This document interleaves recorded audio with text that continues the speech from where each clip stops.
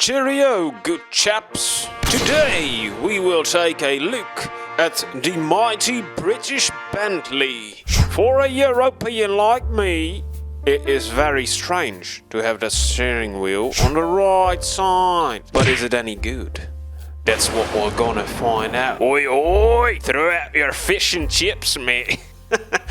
Alright, so is the Bentley any good? Or is it terrible? Let's check it out.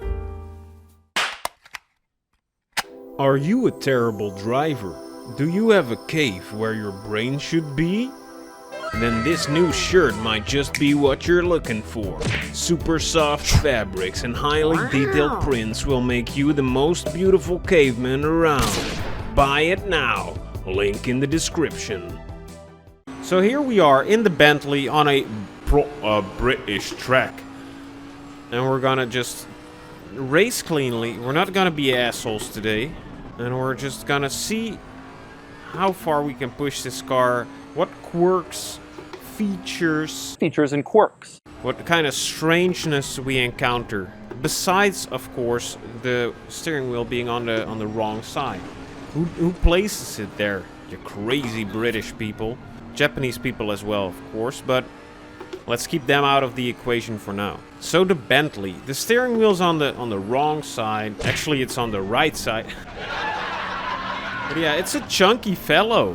It's a big old car. If this goes sideways, if you have oversteer in the Suez Canal, this guy could block it off for sure. And that's why it gets the nickname the Boatley, of course. But not only because it's a big and wonderful car, but also because a boat floats. And sometimes this car can get a little floaty, and you gotta watch out for that. Now that I've done a couple of practice races, a couple of practice laps before filming this video, because I'm a professional, of course, I've experienced some of that float that floats the Boatley. And just every corner, I think maybe this time it starts floating. And I don't know what it is. I haven't experienced it with any other car in ACC. But sometimes you just lose all feeling in the steering wheel and you just have to fly blind. And I don't know if it's a bug or it's inherent to the Bentley, but I've only experienced this with the Bentley. So it's something you gotta watch out for. It's something you gotta get used to. And if you're prepared, you can handle it. But every time it happens, I'm not very satisfied. But besides that floatiness that sometimes occurs, there's also the problem of oversteer. You gotta be real careful. It's something you really gotta practice on, that you're not gonna be placing too much foot on that gas pedal when you come out of a slow corner, because it tends to it just wants to go sideways. It can really block off the world's economy. Oh, come on. Yeah, it's beautiful. But besides all that, it does feel quick. It does feel very competitive. Oh gosh, there we go with the oversteer.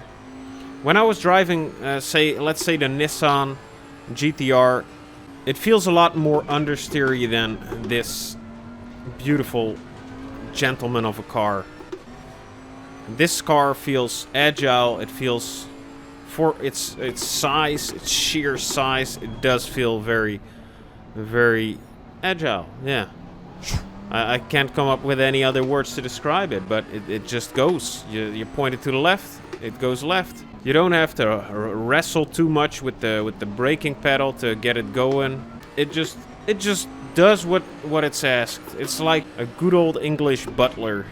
You say, "Jeeves, can I get some crumpets with me tea?" And he just gets the crumpets immediately. No questions asked.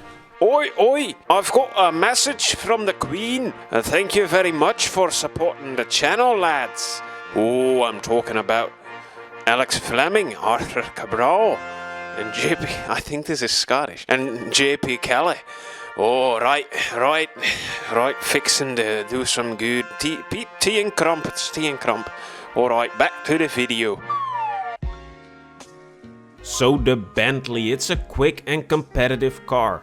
I like that it's very responsive when you're carrying some speed, and it's pretty fast. can hold its own on the straights. It's not that hard to jump into, and there's no crazy stuff that you gotta be careful with. It's stable enough to give you the ability to react quickly to incidents out on track without unsettling the car and causing it to drift, causing it to slide, causing it to crash into everyone else. And it looks like a fancy car a top hat driver English gent would drive. Cheerio. But there's still some things I didn't like all that much about the Bentley. Like the floatiness you get when you're in a very slow corner. Sometimes it feels like your steering wheel is not connected anymore at all. And it tends to oversteer if you're not careful. In those slow corners, when you have a little bit of a heavy foot, but also in third gear corners where you're going pretty fast already. It's crazy. But it's not the easiest car to control, but nowhere near the hardest either. So check it out for yourself and let me know what your opinion is of the Bentley in the comments down below. And now, let's get back to the video. There are some other things I also want to talk about. And now that we have some minutes left, we can talk about them. It's a very serious topic.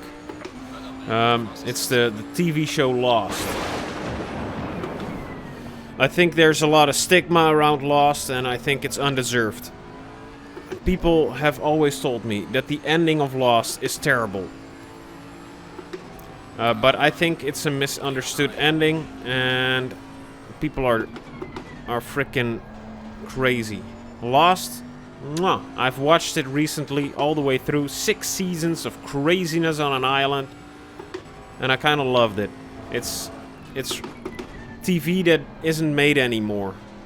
It's at mid-2000s pre-Breaking Bad television where they kinda had to have wrapped up stories that wouldn't span too much seasons, but also they were going for something new with a mystery that spanned more seasons. And you've probably heard that the ending is everybody was already dead from the beginning, which would invalidate like the whole show. Why would you watch a show if practically nothing happens because they're all dead already? But I went into the show thinking that, but a friend of mine, a good friend of mine, said just ignore that you know that is the ending and enjoy it for what it is. And then the ending came, and I was expecting, we're all dead, and we've been dead the whole time, so nothing we did matters. But that was not the ending at all. So if you haven't seen it, give it a go. It's very, very worth it. I love a mystery, a good old mystery like that. Because these guys, they land on an island, and there's some mighty strange things going on the island. And you figure it out piece by piece, but every puzzle piece comes with 3 more questions. And yeah, it's just a lot of fun. A lot of likable characters. And I think there's a character for everyone to love, everyone to hate. And it's just good old entertainment. And one of the most beautiful things I think Lost does is it takes itself seriously, but not too seriously, you know? It hasn't got a hidden agenda, there's just a mystery, and you're along for the ride. And I like that, I love that. So Lost, I highly recommend it. It's a good TV show. It's almost as good as the Bentley, but I think the Bentley has some more answered questions. Oh gosh, oh gosh. Look at me being a gentleman. Instead of a helmet, people who drive the Bentley, they actually wear top hats. This is true, and not at all a fake fact. Oh gosh. Oh gosh, we're mowing the lawn. Ignore that, ignore that. Nothing happened there. But in conclusion, the Bentley, it's a fast car. For its size, it's a very agile car. It's competitive with the best of them. It's just got some quirks that you gotta get used to. But if you're used to them, I think it's very capable in the right hands. Let me know what you think about the Bentley. Thank you for watching the video. I hope you enjoyed it. If you didn't, or if you did, please let me know. And I hope to see each and every one of you beautiful baby boys in the next video. Mwah. Pow!